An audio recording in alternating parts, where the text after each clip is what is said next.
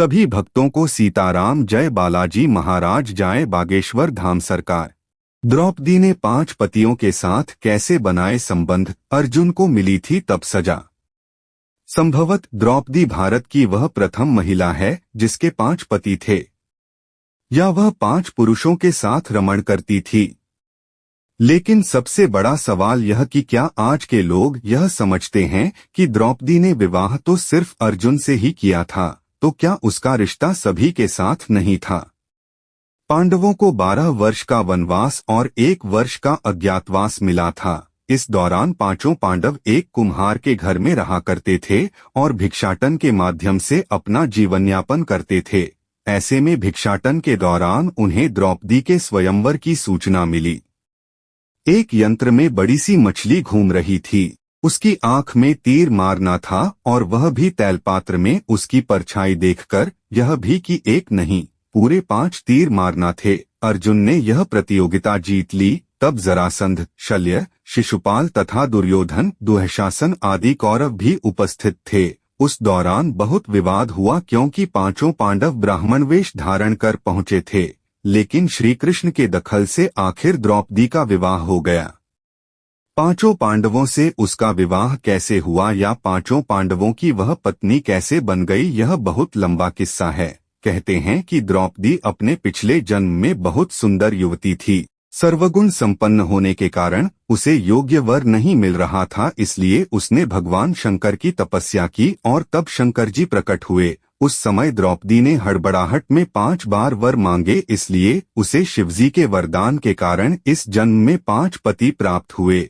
जब भगवान शिव ने द्रौपदी को 5 पति प्राप्त होने का वरदान दिया था, तब वह भी ये जानते थे कि उसे अपने 5 पतियों के साथ पत्नी धर्म निभाने में समस्या होगी। इसीलिए उन्होंने द्रौपदी को ये वरदान भी दिया कि वह प्रतिदिन कन्या भाव यानी कौमार्य को प्राप्त कर लेगी। इसलिए द्रौपदी अपने 5 पतियों को कन्या भाव में ही प्राप्त हुई थी।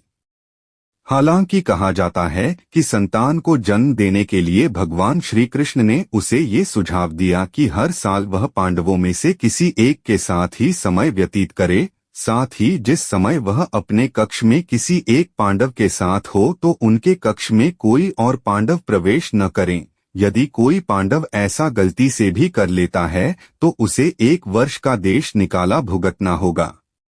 माना जाता है कि द्रौपदी, जो 5 पांडवों की पत्नी थीं, 1 से 1 साल के समयांतराल के लिए हर पांडव के साथ रहती थी। उस समय किसी दूसरे पांडव को द्रौपदी के आवास में घुसने की अनुमति नहीं थी। इस नियम को तोड़ने वाले को 1 साल तक देश से बाहर रहने का दंड था।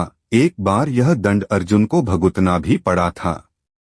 अर्जुन और द्रौपदी की 1 वर्ष की अवधि अभी समाप्त हुई थी और द्रौपदी युधिष्ठिर के साथ का 1 वर्ष का समय शुरू हुआ था।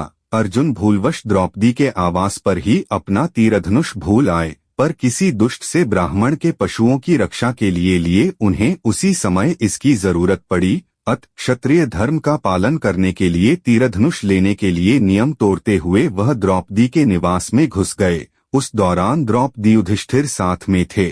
बाद में इसके दंडस्वरूप अर्जुन 1 साल के लिए राज्य से बाहर चले गए। इसी 1 साल के वनवास के दौरान अर्जुन की मुलाकात उलूपी से हुई और वह अर्जुन पर मोहित हो गईं।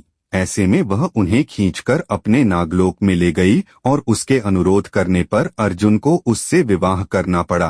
कहते हैं कि दोनों 1 वर्ष तक साथ रहे। अर्जुन और नागकन्या उलूपी के मिलन से अर्जुन को एक वीरवार पुत्र मिला जिसका नाम इरावान रखा गया। द्रौपदी के 5 पुत्र थे। द्रौपदी ने 1 वर्ष के अंतराल से 5 पांडव के 1 पुत्र को जन्म दिया था, लेकिन दुर्भाग्य की इन 5 पुत्रों को अश्वत्थामा ने मार दिया था।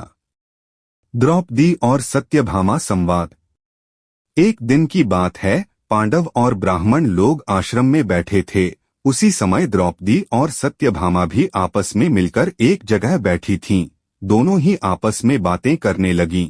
सत्यभामा ने द्रौपदी से पूछा, बहन, तुम्हारे पति पांडवजन तुमसे हमेशा प्रसन्न रहते हैं। मैं देखती हूँ कि वे लोग सदा तुम्हारे वश में रहते हैं। तुम मुझे भी ऐसा कुछ बताओ कि मेरे श्याम सुंदर भी मेरे वश में रहें। तब द्रौपदी बोली, सत्यभामा, ये तुम मुझसे कैसी दुराचारिणी स्त्रियों के बारे में पूछ रही हो? जब पति को यह मालूम हो तो वह अपनी पत्नी के वश में नहीं हो सकता। तब सत्यभामा ने कहा, तो आप बताएं कि आप पांडवों के साथ कैसा आचरण करती हैं?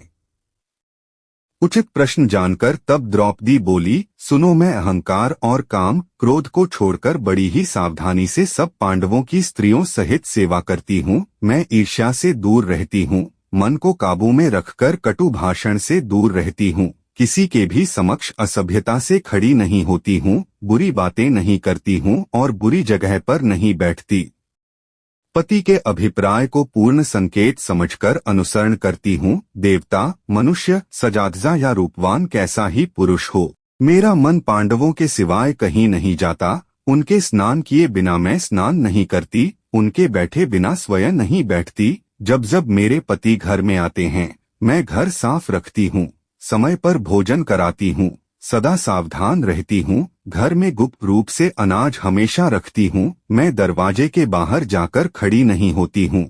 पतिदेव के बिना अकेले रहना मुझे पसंद नहीं। साथ ही सास ने मुझे जो धर्म बताए हैं, मैं सभी का पालन करती हूँ, सदा धर्म की शरण में रहती हूँ।